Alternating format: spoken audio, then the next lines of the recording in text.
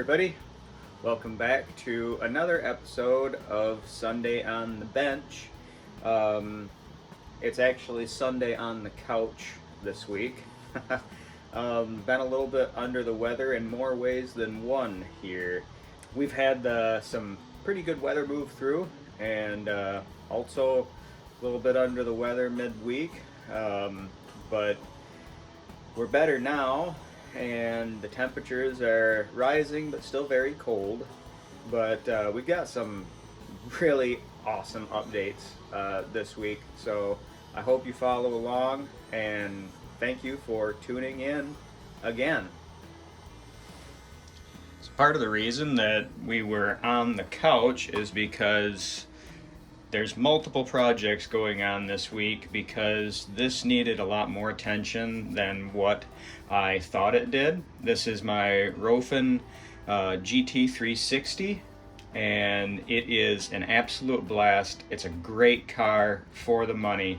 I've got it all broken in. You've seen some of my videos through the fall, and I ran this thing pretty darn hard, but it's not a winter machine, and I thought I'm going to tear it apart, check for some screws. I had some issues with the brakes. The very last run that I did last year, I felt like the whole drivetrain was kind of locking up, and I knew I might have something going on there. So I said, well, I really don't, kind of in between what I want for my next project and what I'm going to do, and I was waiting on parts for stuff. So, you know, when you're waiting on parts, you tear another thing apart, and then you wait on parts for that as well, right? That's how that goes. So I didn't know I was going to be waiting on parts for this, and I'm waiting on enough that I don't want to put it back together. So it's just kind of sat here on jack stands for the last week. Probably the biggest surprise I had was that I broke the drive pins in the rear hubs. Both sides came out in 3 pieces. It was still driving, but I'm really glad I caught that before it took a hub out. What I ended up doing is just jumped on the old Fancy Jungle website and picked me up some of these generic stainless steel pins, 4x24, and they work really good. I also picked up some 12mm stainless steel washers for shims between the hub and the back of the axle to kind of tighten that up. So there's those, and it worked really well. One washer behind it. Here, I'll take you with me. I'll show you, give you a little more up close. One washer behind made that thing just, as I like to say, butter. But it's more than fine. It's great. And I got to do that to the other side. So that was my biggest surprise. Then I know, you know, being two-stroke gas, there's tons of vibration. I was constantly checking screws that I could see. Well, once I took the cover off, I noticed that I ended up having a little screw back out here, and it actually started eating into this gear, and you can see where it started eating into it. It doesn't damage it at all, but I ended up removing the E-clip, removing the gear, and getting in there and tightening that screw up. I also had this screw back out, and that was the reason that the brakes were hanging up, is because this screw, I got the pads out right now, because I'm going to put some little return springs that I haven't found yet. Those are down in the big shop, but the brake is out of it right now. But this little screw had backed out and locked up the brakes. So no damage was caused yet. You know, no real significant, a little bit on the back of this gear, but I'm not worried about that. There's a lot of life left there, and when there's not, we'll buy a new one. I might order one just to have for spare, because I plan on keeping this car. And my exhaust was also cracked. I had a little crack in my exhaust. I'm going to take that back up. You know, another really good find. Hadn't seemed to do any damage to the engine yet. I think that crack happened right at the end of the season, and that was pretty much when I was finally leaning this thing out. So I don't think it caused any damage to the engine, but I can definitely see Had I have not tore this thing apart to do some winter maintenance, I would have been very disappointed probably within the first run or two of 2026, and that is something that I don't want for this car. The exo cage came apart pretty easy. It all kind of popped out, and I'm thinking about painting this a different color. I really enjoy purples. I don't know if I would paint the cage purple, if it would look good or not. Maybe somebody could throw some comments in. I'm not opposed to doing some fancy taping and putting some maybe blue or black or gray lines in it. But yeah, I'm pretty happy. I'm disappointed there was some issues, but it's also a big buggy. It's a big gas buggy, and we all know how that goes. You work on them a fair amount. I knew I was signing up for, so it is what it is. Surprise, we're back on the couch. So I've actually never built a kit truck. I've always tinkered with, you know, like my Power Wagon's a TRX Sport, started as a Defender chassis, and I did a bunch of stuff to it. The Fury, of course, same way. There was something there. My RC four-wheel drive, I purchased used, I traded for it. So I've done a lot of tinkering, you know, the Outcast with the chassis chains, done a lot of tinkering with cars, but I've never actually built a full kit. And I sort of got a desire to do that this winter. I've been more inspired because I enjoy painting bodies, I've discovered. I like the technique and the process, and it's fun to it's starting to become fun to mix different paints and watch tutorials and just kind of learn how to really do a nice job on bodies. I am by no means a professional, but I do think I'm improving every time I paint a body, so that's pretty cool. So between that and wanting some sort of trail truck, more on the scale side, I decided when the VS410 Origin Classic came out to be one of the first ones to buy one. Probably. I'm sure not like the first. But within the first day that it was released, I ordered one because I said, that is cool. Vanquish is a company I've never built a kit from. It's a truck that I've never driven. I have 3D printed some parts for them because one of my friends had a VFD Carbon, I think, and it's actually here again now to get a body painted, which is kind of cool. And I'm looking forward to doing that, a anvil body. So I've got some ideas for that, and I'll probably share that in a video coming up as well. But anyway, back to the Origin Classic. It's it's got the looks, got the old Scout 800-esque look to it, and it's not the Pro. The Pro wasn't in stock, but it is the Classic, and I did some things to dress it up. It's far from the Pro. It doesn't have all the metal axles and the fancy stuff in it. And it doesn't have the VFD twin transmission, just the regular VFD in it. And but I did splurge for the new Hobby Wing Fusion Pro Elite. Another thing, my Power Wagon, anything that I put electronics into typically has Castle electronics. It's just where I started and what I was familiar with, and I have a programmer for them. But so not only did I build an entire different model this time, I also am using totally different electronics. So that's been a little bit of a learning curve too. And I've really had a lot of fun over the last couple of days starting to assemble this model. My goal was to do the box art. So I wanted it to look very similar to what it looks like on the box. I think that that is a really good look for it. And I'll show you where I'm at right now. So this is my VS410 Vanquish Origin Classic. And I think that I did a pretty good job making it look like the box art. I did add some little touches. I painted my hitch a couple different colors to add some depth. I added some aluminum center third members to give it a little bit more strength in the gears. And I did paint the winch cover and the grill on the bumper. I painted my little door handles to put the silver button. And I haven't done anything with the back yet, still working on that. But the inside is pretty wrapped up.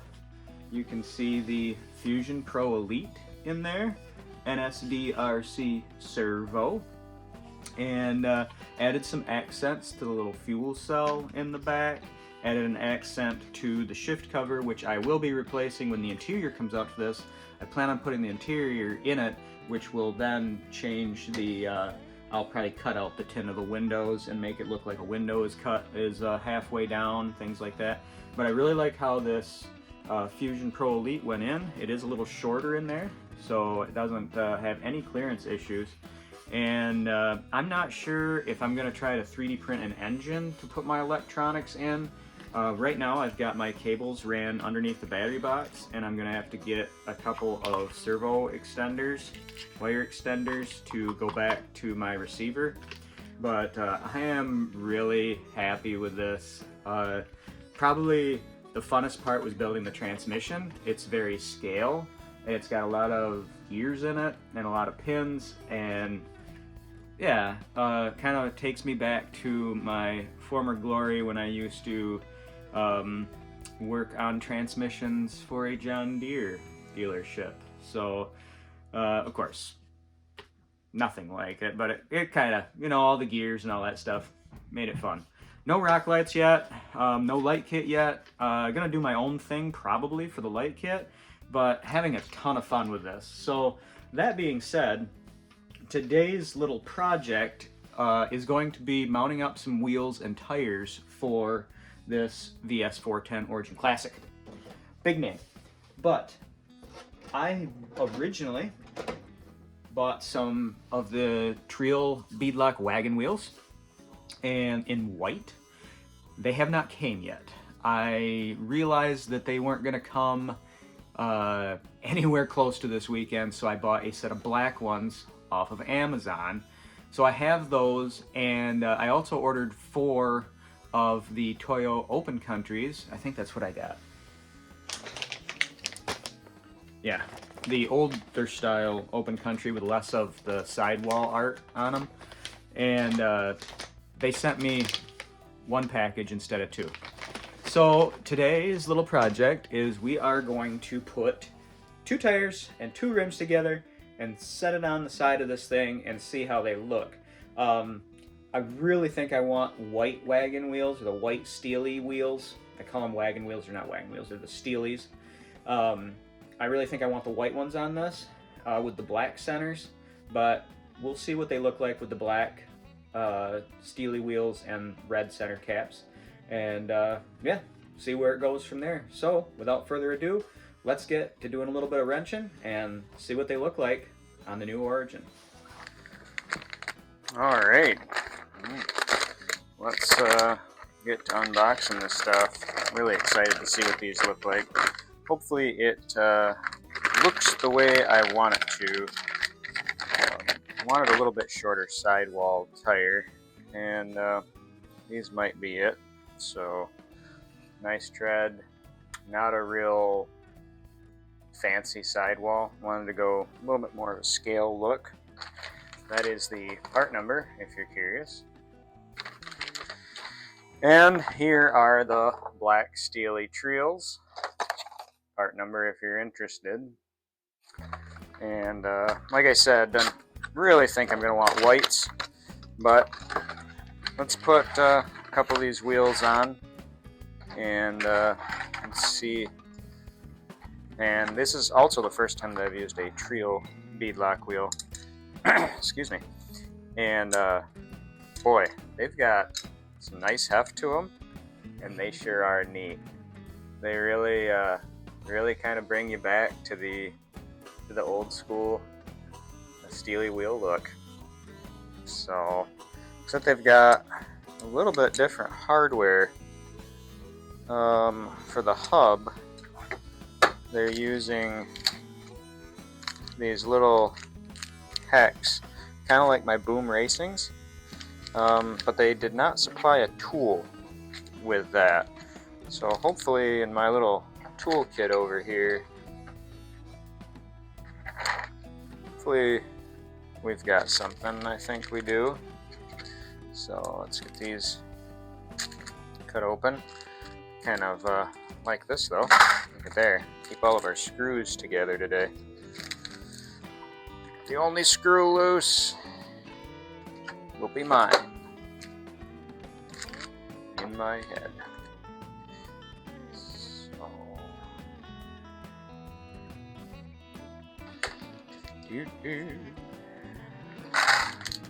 So I hope you guys had a good week. And like I said, it was a cold one here. Oh yeah, there we are. Nice. We do have, yeah, very nice. So we're not gonna end up changing. Let's take that off and see what that looks like. Looks like there might be a spacer there. Wheel cover off. I ended up grabbing some purple wheel covers. I'm not sure how they would look. Maybe I'll get you guys' opinion on that too. Okay, so I thought they might come apart, but they're not. They just, I'm sure you can buy different wheel set, different inserts. I suppose you could flip the wheel around if you like that design better, but we're definitely going with that. So let's put this back on.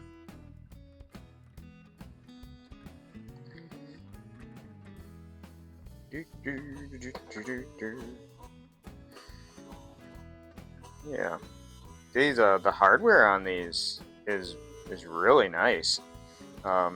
Actually feels the rim has a lot of heft to it. Looks like it's really nicely machined, and they actually remind me a little bit of the quality of the Boom Racings I put on the Power Wagon. So they're a nice little wheel. Looking forward to seeing what they look like. But let's see, do I have any stories to tell?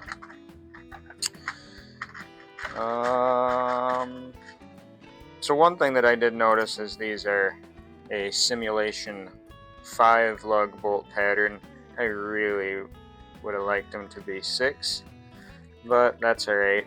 I can't remember, you'll have to forgive me, I'm not a Scout aficionado at all, so I don't know if their 800s were 5-lug. I bet they probably were.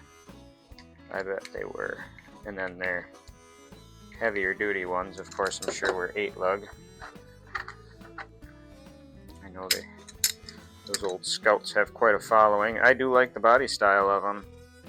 I had a friend in high school who had a pickup truck. It was a mid-70s. A 304 V8 in it. I remember riding around in that in high school. That was fun times. Wouldn't want to do it over again, but it was fun times. So anyway, my early mechanic story. My first car was a 1987 Lincoln Town car, and I ended up getting that because a friend of my grandparents' aunts, I think it was, drove this car up from Kansas, and the overdrive went out on the transmission, and she was told to drop it down a gear and continue driving it. Well, as much as we could have figured out, she probably dropped it all the way down and held it to the floor all the way her rest of the journey. I think it was from Detroit. And once she got to Grand Rapids, so for those of you, I know not many of us are familiar with Michigan, but so roughly probably 30 to 40 miles in, of course the car had probably been running 6,000 or more RPMs, and it finally, I'm guessing it probably blew a head gasket, and it broke down on her. And she was fed up with it, and it was towed to a towing company just a couple miles from where I grew up. And she wanted the price of the tow bill, which at that time I think was $200. That's all she wanted. And this car coming from Kansas and not getting ran a lot in the snow evidently down there. They must have not used much ice. This was a very clean car. It was very nice. And so I had been gifted a old rotted out 1986 Lincoln Town car. I think them are right. They were like 1 year apart. I can't remember if the one I got from the towing company was an 86 or the... Anyway, I had this old car that I would run around on the farm as kind of a go-kart of sorts.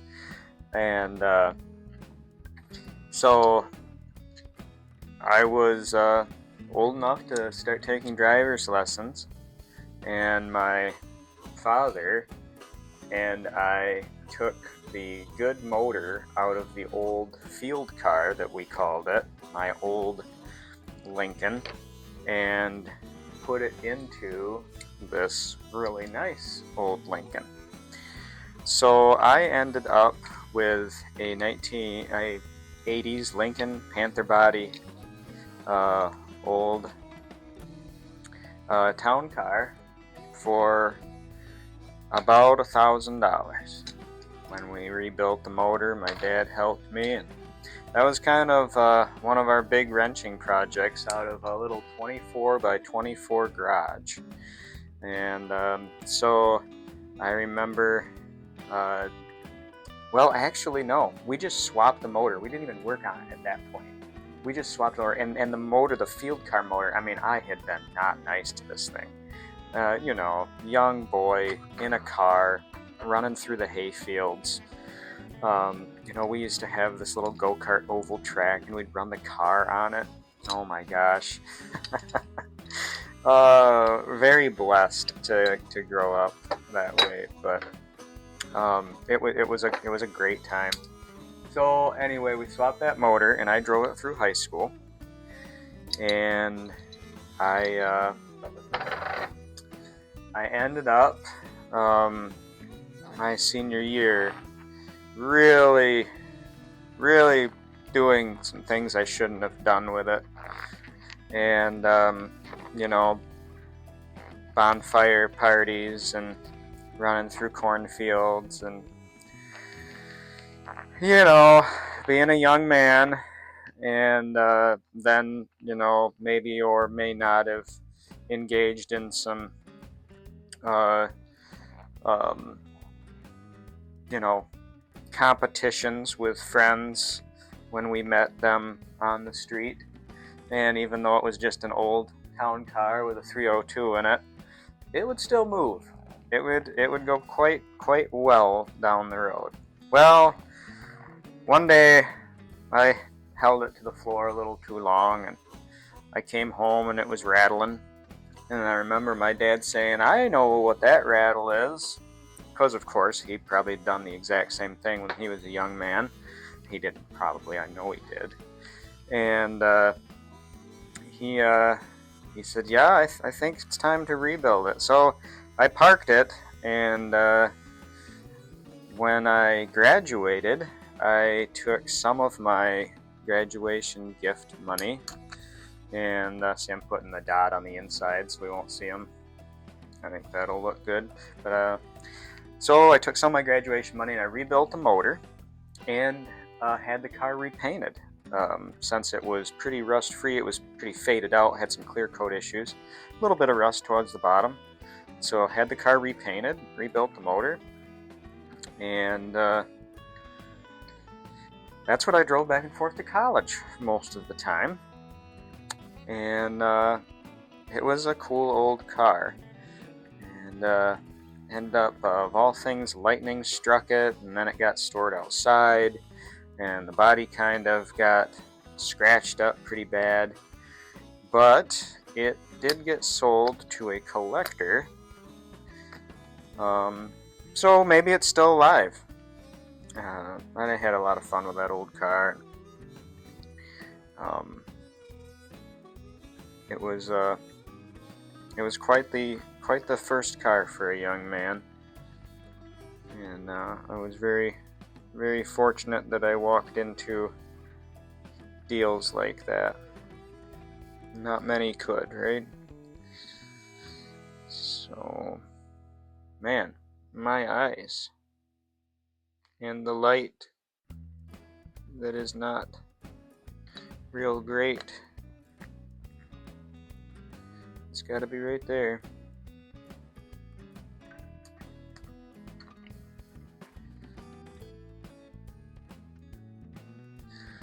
Now let's put a screw in and see how close we are.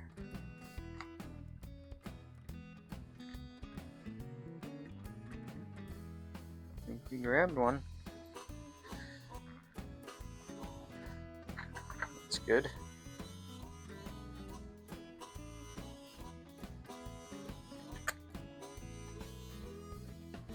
So what about you guys? What were your first cars? Any fun little stories you'd like to share down in the comments? Well, we're hanging out. I think it's fun to share those old stories. I think it's important to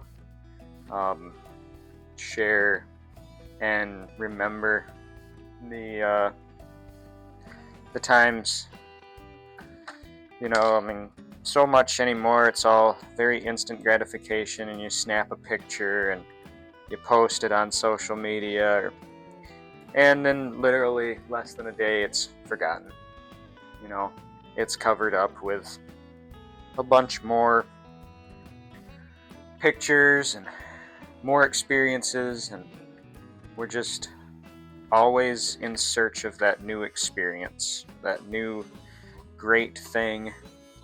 And I think going back and looking and telling story, looking at old pictures and telling stories about youth or family or work experiences, projects, going back and exploring those old projects and is important to ground a person. But I know I try to limit my social media, and like I was saying last week, there are times where we just leave the cameras at home, and that's all right.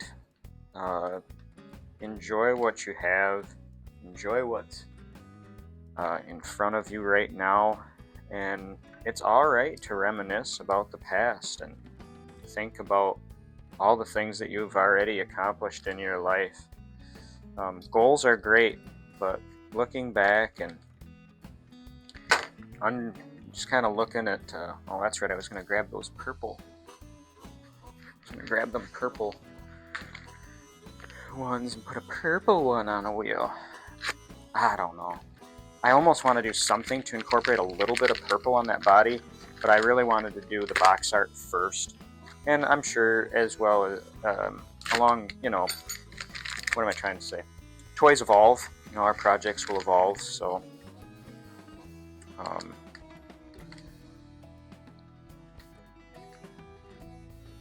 interesting. So these are different. These are not going to work. These are threaded on the outside, and these are threaded on the inside. Well, that's a bit of a bummer. So,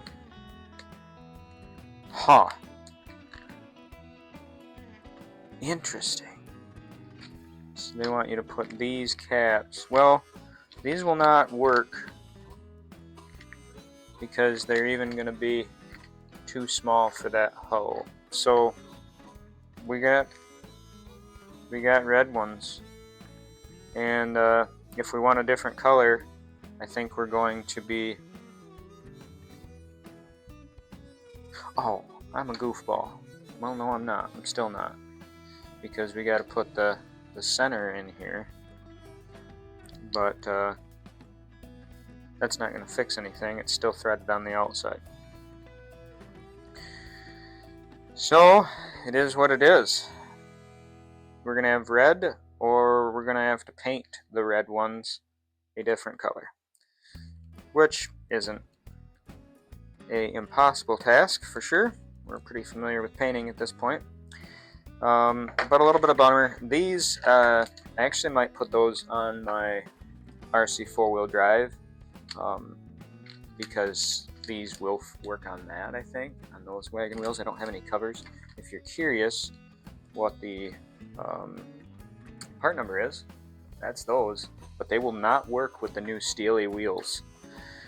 Yeah, I don't know if I shared all of the details about those Steely wheels, but I couldn't find them anywhere.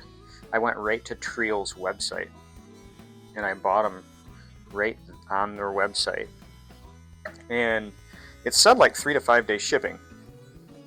So I kind of assumed that they must have had stock in the United States. But then, oh yep, Gone Forever screw. Oh, on the carpet, guys. It's on it. It's my eyes are not gonna find that. We're gonna have to find that off camera, because you're not gonna wanna hang out with me while I do that. So, how did I end up doing that? How did it fall off like that? Anyway, let's get these finished up.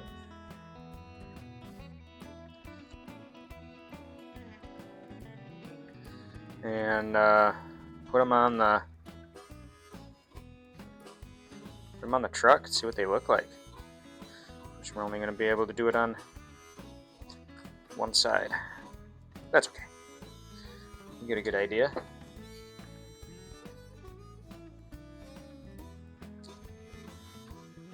You.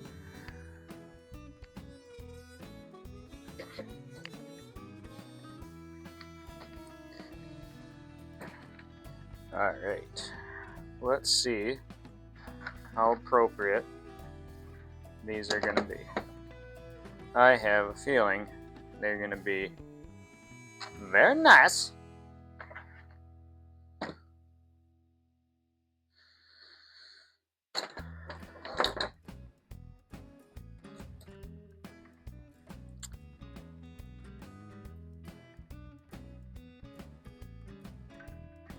Have to do some shimming on the back side. We shall see.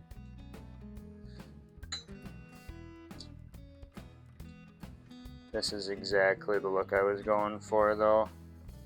Just a nice scale trail truck look, old school, but big bonus that these are aluminum bead locks, and they are heavy. I'm guessing that that's a brass insert on the inside, because they've got a substantial amount of weight to them, and I haven't really seen these wheels around a lot, so kind of getting first look of what they kind of look like on that chassis. Well, there we are, and here's the body. I think they're gonna look pretty good. Alright, so here we are. I am pretty happy with the way that looks, and I think it's going to set really well. I am excited to keep playing with this. I know they're going to release an interior for it, so I plan on doing a detailed interior. I still got to finish up the graphics on the back, and probably at some point I'm going to post an entire kind of a build montage of this. I've taken a lot of pictures of it throughout the build, and I did some cool things with the paint. I don't know if you can see the metal flake in it. I mixed a little bit of pearl, and then I painted it with regular white, so it's just a little bit pearly. And then I did a flat black on the outside to really give it that vinyl top, or the old school top look. And yeah, I'm really happy with how this is coming out, and I appreciate you guys sticking around with me for the Sunday on the bench. And until next time.